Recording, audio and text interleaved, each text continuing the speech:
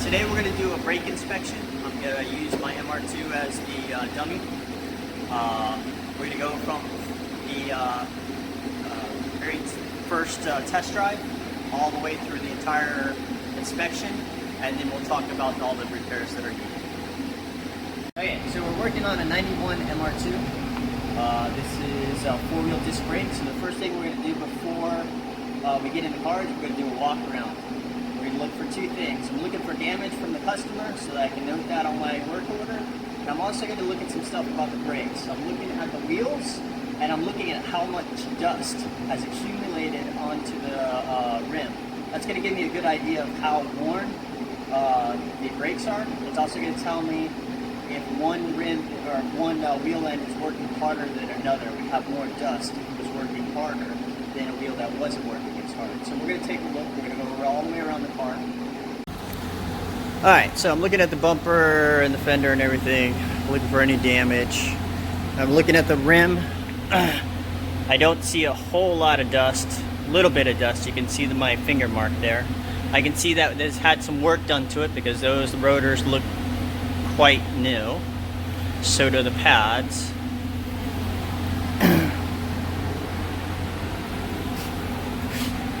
And this is the other wheel end. This seems to have a little bit more dust on it than the front, which is a little weird because usually front work harder than rear. I can see that the rotors have been changed, and this one actually I can see a crack already on the rotor. We'll get a better look at that once we get in there.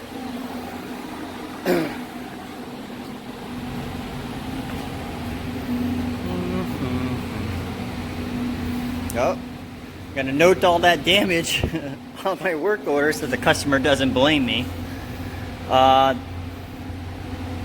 rotor has a little bit of dust like the front, but not as much as the other side rear. So it looks like that other side rear might be working a little harder than this side. And again, this has got some work done. It's got some new rotors in it.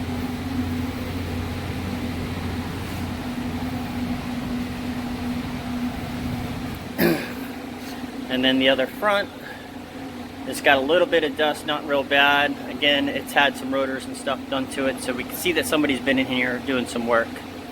So that's going to conclude our inspection. We're going to write that damage that we found on the passenger rear. We're going to put that on the work order so that we don't get blamed for it. And then we're going to get in and we're going to go for a test drive. Okay, so before we go on the test drive, one of the things we're going to look at is we're going to look at the brake pedal. So what we're looking for is we're making sure that the brake pedal has a good amount of reserve capacity or reserve length, and that we're not having a lot of air in the system. A lot of air, this brake pedal would be real squishy or mushy, and it would drop really far. Now what I'm doing is I'm comparing it to the accelerator. Typically, you don't want this brake pedal to go past the accelerator. If it goes further than the accelerator, then it's too low, and we need to find out why. Either it's got air in the system or there's a leak in the system. So what I'm going to do is I'm going to pump it up, and I can see here I'm comparing it to the accelerator, and it's actually higher than the accelerator, so I have a good amount, and it's not dropping.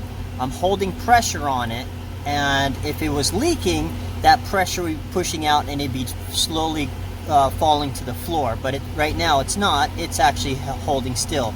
That's indicating to me that I don't have either an external or internal leak. The next thing I'm going to do is I'm going to start it up, and when I start it up, this pedal should drop just slightly as that power booster helps to assist in the braking, and that's how I'm going to check if the power booster is working correctly. So I'm going to do that real quick. Okay, so I'm going to go ahead and start it up, and as I start it up, that power booster should help push this pedal down. And you can see it drop slightly. That's telling me that the power booster is working, and I don't hear any hissing or anything like that, so the power booster seems okay. Okay, so now we're in the car. We're going to take it for a test drive. So the first thing you guys want to do, you want to roll down the windows, start it up, and then we're going to go And you want to take it somewhere that there's not a lot of people, because we're going to do some panic stopping, and obviously you don't want to cause any accidents, so you got to be mindful of who's around you. So as we're going, I'm just listening for unusual noises. Check the steering, make sure that I don't have any slop or unusual noise like that. I go over a bump. So I can see as I'm going over these bumps here, you can hear that the strut mounts are making a little bit of noise. Alright. Another thing I'm going to look at is all my gauges. I want to make sure all my gauges are working and that it's safe to drive. So you can see my temperature is good, my battery's good, I got enough gas to get back. I don't have any lights on, no check engine lights, no ABS light, no brake light, at least not yet. Alright, so we're going to go and we'll take about a 30 mile an hour ride here, and then when I hit about 30, I'm going to do a hard stop, and I want to make sure that I don't hear any noises and that it doesn't pull to one side or another. If it's pulling to one side or another, that's going to be an indication that one brake is working harder than another, and it's pulling the car that way as it slows down. As I stop here at 30 miles an hour, it seems to be pretty straight. So we'll look at the steering wheel as I make the stop. Right? And you can see the steering wheel stayed straight and it didn't try to pull to one side. I don't hear any noises other than that guy cutting wood. So it seems to be alright. I do notice when I make a hard stop that my brake light comes on. So I don't know if you guys can see that, it's in the corner here. But when I stop, you can see the brake light comes on, and then it goes back off when the car shifts back. So that's telling me that probably the fluid is low, and as the fluid goes forward when we're stopping, the light comes on, and then as I let off, the fluid comes back and the float goes up and the light goes off. So in my head, that's one of the things I'm going to need to check, is I'm going to have to check to make sure that the brake fluid level is correct, or we might have a problem with the float itself. Alright, the next thing we're going to check is we're going to check the parking brake, and I'm going to show you that when we get back to the school. So the next thing we're going to do is we're going to do a parking brake test. So I always look at where I'm test driving and try to find a good hill. And here at the school we have a hill going into the automotive shop. And I'm going to back up it. And now that I'm on it, I'm going to go ahead and pull the emergency brake. I'll pull it all as hard as I can. And then what I'll do is I'm going to let off the brake, off the service brake, and the vehicle should hold. Now it's required that the emergency brake hold the vehicle weight on a 20% grade. So this is a little more than 20% grade, but it's close enough.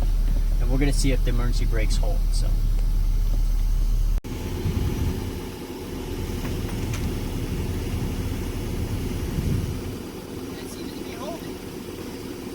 Now that we pulled the car up into the bay, you want to make sure that you leave the car neutral, or if it's in automatic, just leave it in park.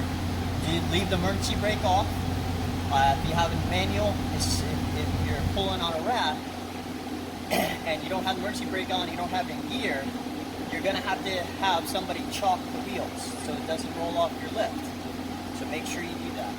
Next thing you want to do is you want to pop the hood, because we're going to be inspecting the brake fluid and the master cylinder. We need the access to the hood. Okay, so now that we got the car up on the rack, I open the hood so we can access the brake master cylinder. And if you guys remember when we were on the test drive, we saw that the brake light was coming on. I thought that might be because of fluid, because it seemed like it only came on when I stopped. As the car shifted back, it went off. Kind of seemed like it was just from low fluid. So we're going to take a look at that. So here we have the master cylinder, and on top of the master cylinder we have the cap. The cap always has a rubber seal. The rubber seal is to help keep all the moisture from getting inside the reservoir, because that brake fluid is hygroscopic and it will absorb the water out of the air. So I'm going to go ahead and remove this strainer, and I can see that the strainer is nice and clean, there's no debris on it. And now I can actually see inside and look at the brake fluid condition. Now the brake fluid I can see is low. The low level is right here, and the full level is up here. And we're all the way down here at the bottom, which is why my float, and if you guys see that right there, that's the float. As that float drops down, it turns my brake light on. Now fluid itself, the color looks a little dark. Not real bad, but still pretty dark. And then another thing we're going to do is we're going to test to see how much moisture is actually in the fluid. Remember that this fluid is hygroscopic, it absorbs water. When it absorbs too much water, then it can't do its job anymore, and then what allows moisture into the system. So what we have is you could use a brake test strip and test the fluid, or they have an electronic one that tests the continuity. So here you can see I have the brake fluid tester. I'm going to go ahead and dip it into the fluid. I'm going to press the button, and then it gives me a reading. And here you can see that I'm all the way at 4%, which is way too much. So we're going to recommend that this brake fluid be replaced. Okay, so after we've checked the brake fluid level and condition, now we're going to look and start our visual leak inspection. So I'm going to start at the master cylinder, and I'm visually looking for any leaks or anything like that. So I'm looking at the lines themselves, making sure that they're clean and there's no brake fluid near it. I'm looking at where the reservoir meets the brake master cylinder, making sure there's no leaks there. I'm also going to look down here at the booster where the master cylinder bolts to the booster. Typically on the end of the master cylinder there's a rear main seal, and it can leak, and if it does, it will start leaking back onto this booster, and you'll see a wet spot right here. And I don't see that on here, so it looks pretty good. Now I'm just going to trace the lines down and follow them to each component. So the first place that these lines are going is to the proportioning valve. So you can see here, this is a proportioning valve. This is actually an adjustable proportioning valve that's stock from Toyota. Because this is four-wheel disc, it does not have a metering valve, so it's only a proportioning valve. And the proportioning valve, I'm looking at all of the connections, and I don't see anything that's leaking. So I'm going to follow these lines, and then they come over here to the ABS unit. Now the ABS unit, and this is what controls the actuation and release of the brakes during a panic stop when the wheels are locking up. And you can see I have multiple lines running into this ABS unit, and they all look dry and no leaky. From here, the lines start running back, and they'll run down into underneath the body. So we're going to lift this vehicle up, and then we're going to check underneath the body and follow the lines. Okay, so these are the brake lines. They come down from the master, and now they're coming down, and they're going to follow the frame of the car. And on my MR2, it happens to be in the middle, so they're kind of hard to see. And they'll run all the way across, down through here. And basically all we're looking for is any type of visual leakage. They'll come right here. You can see them. Let me get the light. You can see they're right here. And we're just going to continue and follow it all the way down to the back. And we're looking for any types of visual leaks. Okay, so now that line is coming out, comes to the back here, and then here it's going to split from one line to two lines, one going to the right side of the vehicle, one going to the left rear of the vehicle. So we'll follow these lines all the way over, can see is coming over, and then it goes over to the caliper.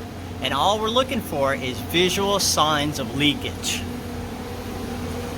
So now we have the vehicle raised up. I got the wheels off the ground now. Before we take the wheels off, we're going to check the wheel bearings, because wheel bearings can give you a bad salt pedal. So we're going to go each wheel and check the wheel bearings. And all I'm going to do is I'm going to grab it at 12 and 6 o'clock and push it in and out.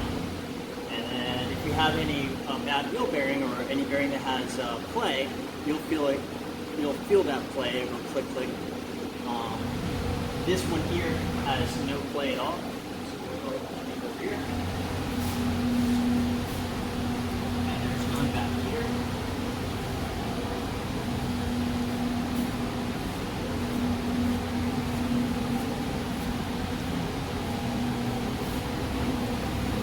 And this one's good.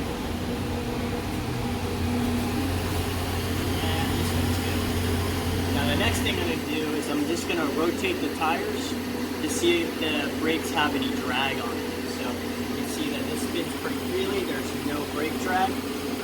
This is a rear-wheel drive car, so obviously we're going to have a little bit of drag from the differential, but I shouldn't have any from the actual brake. And you can see that this actually spins okay.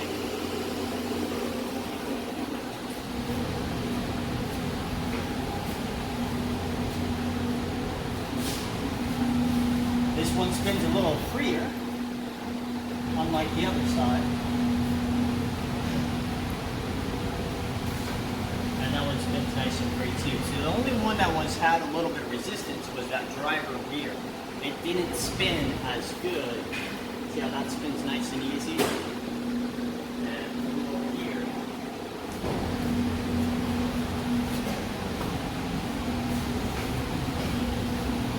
This one does not. So this has probably got a little bit of drag on it. Alright, so now I got the wheels off. We're going to go ahead and we're going to inspect the caliper. We're going to start by looking at the brake hose. So I'm looking at the brake hose. I'm looking for any abrasions or cracks or anything like that, any leaks. And this one seems to be in pretty good condition. I'm looking at the caliper itself. The caliper is a floating caliper. You can see that it's running on a pin. There's only one piston on the inside here. As it pushes out, it pulls this side in, which squeezes the pads. I'm going to look at the rotor. I'm looking at the rotor for any discoloration from overheating, any scoring, or any cracks or anything like that. I'm also going to look for glazing, and it doesn't seem to be glazed or anything like that. We're going to go ahead and inspect the pads. When we inspect the pads, we're going to use a go, no-go gauge, which has different sizes on here, and you can see if it's green. Green means good, yellow means it's getting close, and red means it's too thin. So we'll go ahead and we'll measure this. And I have 10 millimeters, which is well in the green. Now when you guys are measuring the pad, make sure that you're measuring just the pad material and not the backing plate. So when you put the go no-go gauge in there, you want to measure just the pad material. And you can see that the 10 millimeter lines up perfectly. If I used a 8 millimeter, you can see that there's still some room left. The yellow, you can see it's even smaller. And this is a good, easy way to check to see if you have enough pad. Now, on the end of the caliper, you'll see that you have a little window, and I can see the pad I can see the pads on this side, and I can see the pad material on this side. I want to make sure that I have the same amount of pad on each side. If one pad is worn more than the other side, that means that probably my pin is sticking and it's causing uneven wear. And here I actually have the same amount of pad on each side. The last thing we're going to do is we're going to check the rotor, and we're going to check the thickness of the rotor. Remember that the rotors are there to dissipate the heat, so the more metal we have, the more it's capable of handling the heat. When from pads and from resurfacing, it eventually wears all that metal away, and we end up with a thinner rotor. So we're going to use a micrometer, and it's a special micrometer that has a deep frame, so that I can go over the rotor to take a measurement. So here you can see I'll put it on the rotor, and I'll go ahead and tighten it down, take a reading. And here you can see I'm at 0.989. I'll go over to my specification book. So you could buy these. You can buy these, or your shop will have these brake specification books, or we could go online to Motologic or On Demand, and we can find the brake specifications. So here I'm going to go to Toyota, and under Toyota I'm going to find the 91 MR2. So here's 91 to 95 MR2, and the front is the one we're looking at, and it's a single piston caliper. And here you can see that it gives us our specification. So I have specification for the run out limit, the normal thickness of a rotor, the discard, or how thin a rotor can be before I have to discard it. So here a normal rotor is about 984, and discard is 0.945. So you can see that we're well above our discard, so the rotors have plenty of meat on it to absorb the heat. Check the run out and make sure that the rotor is running down the street true and it's not warped. If I had a warped rotor, that usually gives me a vibration. If it's in the front, on the front brakes, the vibration you'll feel in the steering wheel. If it's a rear the vibration is from a warped rotor in the rear, you'll actually feel it in the foot, or it usually shakes your ass, so it's shaking the whole back of the car. What we're going to use to measure that is we're going to use the dial indicator. So I'm going to take my dial indicator and I'm going to set it up on this caliper here.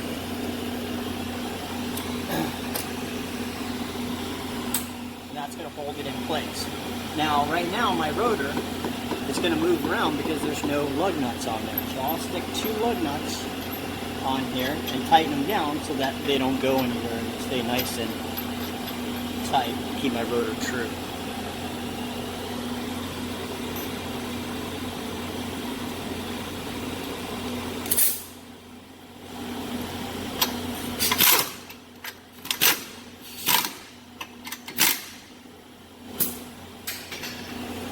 Okay, so now I have my rotor on here, and I'm going to set my dial indicator, and I'm going to put it on the very edge of the rotor.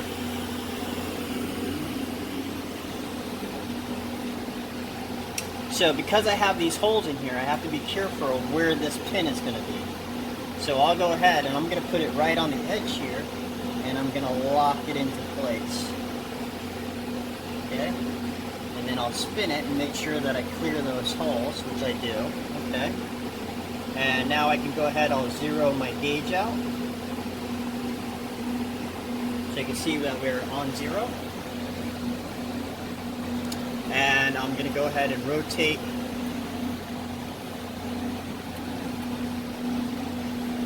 my dial indicator.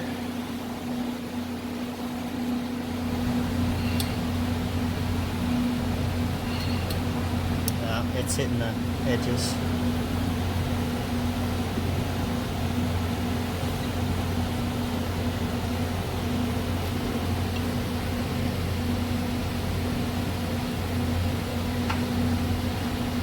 Trying not to hit the slots because the slots are going to throw it off.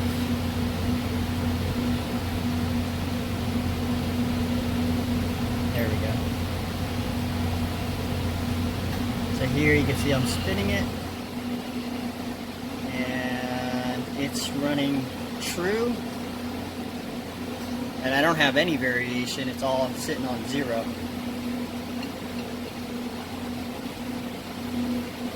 We're at the back of the vehicle now. We're looking at the left rear. You guys remember, this is the one that had a little bit of resistance when we were trying to roll them by hand. And you can see it's still kind of hard to actually rotate it by hand, unlike the other side. So we're going to look at the rotor, and here I can see the rotor has some major problems. I can see some discoloration from the heat spots. You can see a heat spot there, a heat spot there. You can also see that the rotors are starting to crack. So you can see a crack there, and over here there's a very large crack. This one's almost through the entire rotor. Now on cross-drilled rotors, even though cross-drilled rotors help to air to get through the rotor and cool it, the problem with the actual holes is that's usually where the cracks will start. You can see it actually started at one of the holes. So this rotor has been getting a lot of heat, probably because the pads have been dragging the whole time and the brake has been on, even though I'm not pushing on the pedal. So this rotor, because it's cracked, we're going to have to discard it. There's nothing you can do to fix it. It just has to be replaced. Now we got to figure out why these pads are actually holding. So is the actual piston not receding back and holding pressure? Or is the pressure being held inside the line, pushing on the piston? So the way we can figure out which one is which is we're going to go and we're going to take and loosen the banjo bolt holding the brake hose to the caliper. That's going to release any pressure if there's any pressure inside there. So I'll loosen that up a little bit. I should be able to turn this and it should be a lot freer. If pressure was holding inside there, by me opening that pressure should be allowed to release out. And this should move nice and easy. But it's still hard. It's still pretty hard to push the turnaround. So that's telling me that that piston is not receding back on its own. And we have a bad caliper. So the piston inside is actually stuck, and that's what's causing this to drag. So we're going to have to replace the caliper itself or rebuild the caliper to fix that problem. So I'll go ahead and tighten that back down. Now we're going to take a look at the pads, see what's going on there. So here,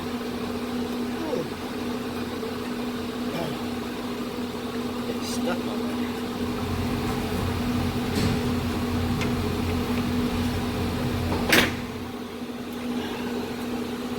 Okay, so here you can see the piston, and because this is rear-wheel drive and has integrated rear brakes, these pistons actually rotate back in rather than being pushed by a C-clamp. I'll explain that when we put new calipers on. The pin is nice and free. I can slide that off nice and easy. So I'll just put this caliper right here, and it's being held. No, I'm not letting it hang by the hose because I don't want to damage the hose. Here you can see the pads, and we can check the thickness of them. And that's a little bit too big. It's 10 millimeter. So we'll drop down to 8 millimeter. And you can see the 8 millimeter fits okay on this side, and 8 millimeter is okay on that side. So we got about 8 millimeters of pad left. We're going to take a look at these pads, and you can see that there's definitely some glazing going on with the pads from all the heat. Get this side off. And you can see the same thing with this. There's some glazing, especially right there and right there. There's some glazing going on. Now we'll probably replace these pads when we put new calipers, so we don't have to worry about that. And we'll go ahead and we'll recommend that we get new calipers, new pads, and new rotors. And we'll do that per axle, so we're going to do it on this side as well as the other side. Even though the other side there's no problem, we always do it per axle. So we'll replace the brakes on this side and we'll replace the brakes on that side as well. Okay, so now that we've completed our brake inspection, we went around and inspected all 4 wheels. So we've looked for any visual leaks, and we've also checked the actual brake fluid condition. So we're going to pay attention to our work order, and on our work order there's some things that the tech has to make sure that we have correctly.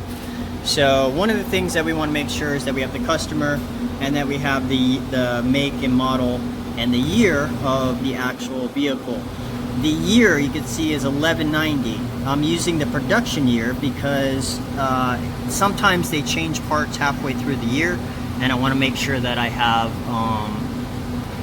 the production date on there so that the parts person can select the correct part for the vehicle, as well as my VIN number, because they're going to use that for part selection. So we've completed the full brake inspection, and what we found that the left rear caliper has been sticking. It's the caliper piston itself that's the problem. So we're going to recommend that we get new calipers. We're going to do both sides because we always replace per axle. So I have recommended rear calipers along with new pads. I explained what the problem was with the left rear caliper. We're also going to change and replace the rotors because the left rear rotor has heat cracks, and they're pretty severe to the point that it's an out of service criteria. Again, we're putting rotors for both the left and the right because we're changing it per axle. And we're also going to recommend a brake flush because when we checked the brake fluid, we saw that it was dirty and that the contamination level was above 4%, which was too much. So what we're going to do is recommend that we flush the brake fluid out, put new brake fluid in, so that we don't contaminate the inside of the brake system with any water, and that also the new brake fluid will be able to deal with the heat from the brakes itself. Okay, so that concludes the brake inspection. From here on, it's up to the service writer. He's got to sell the job. Well, I'm going to wait for a different time to actually change the caliper rotor out, and then I'll video that for you guys. And that's it.